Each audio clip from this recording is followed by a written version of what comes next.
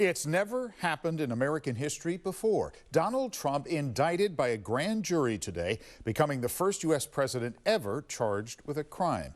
Good evening. Thank you for joining us. I'm Dan Ashley. And I'm Ahmed Dates. Former President Trump has been the subject of countless controversies in his political career, but none quite like this. So true. It's a headline never used for a president before. The front page of Friday's edition of the New York Times says it in two simple words: Trump indicted.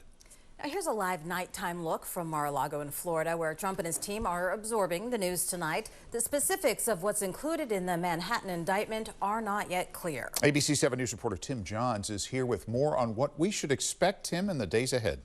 Yeah, Dan, now as you can imagine, the news sending shockwaves around the nation, including right here at home in the Bay Area. Throughout the evening, I've been speaking with local political experts and leaders about what the former president's indictment means and where we go from here.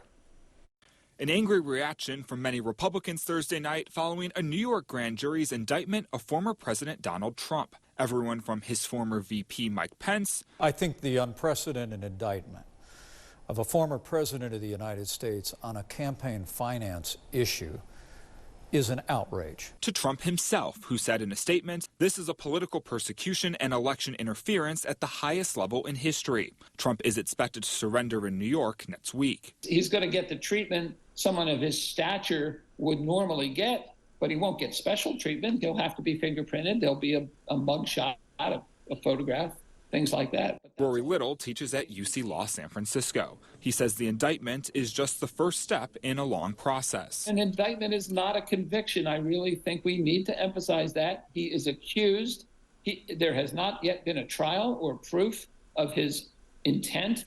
The move also raising questions about the 2024 election, many saying the indictment could turbocharge Trump's latest presidential campaign.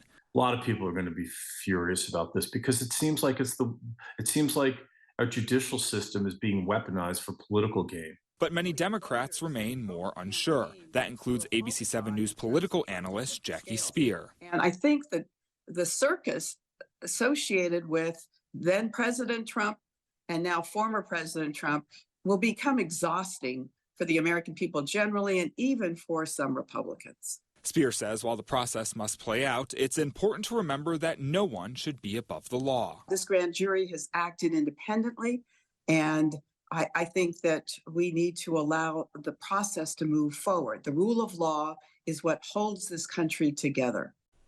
Now, sources tell ABC News that Trump has been calling congressional allies on Capitol Hill, urging them to go on the offensive and defend him. In the studio, Tim Johns, ABC 7 News.